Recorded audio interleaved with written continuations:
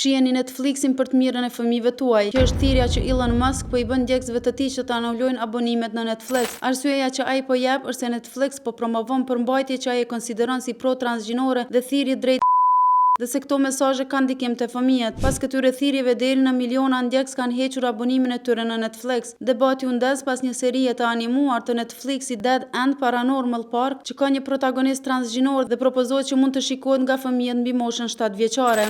I'm trans, Norma, and everyone at school knows, and everyone at home knows, and being here, it's like a whole new place. Netflix ka pësuar humbje deri në 15 miliard dollar për disa ditë. Netflix po mëson fëmijëve si të ndrojnë gjinin dhe sipas prindërve konservator, kjo i ka kaluar të gjitha limitet. Musk, personi më i pasur në botë, ka inkurajuar vazhdimisht 227 milion ndjekësit e tij në platformën X që të anulojnë abonimet e tyre në Netflix. Vetëm në 3 ditët e fundit ai ka postuar ose ripostuar thirrje për të anuluar Netflixin për përmbajtjen e tij të paktën 26 herë. Zach Barak, aktori i Zërit për Barney dhe aktori i parë hapur transgjinor në kinematografin Marvel, e kundërshtoi shpejt rrëfimin e Musk në platformën X duke shkruar: "Mund t'i kesh frikë mashtruesit sa të duash, por fëmijët dhe prindrit më kanë thënë se u shpëtoi jetën. Anuloni Netflixin për shëndetin e fëmijëve tuaj", postoi ai të mërkurën, ndërsa citonte një meme që përshkruante agjendën e zgjimit të transgjinorëve të Netflix si një kal trojan që pranohej në një kështjellë të etiketuar "fëmijët tuaj". Ky është bojkoti më i madh që mund të ndodhë dhe po vjen pikërisht nga Elon Musk.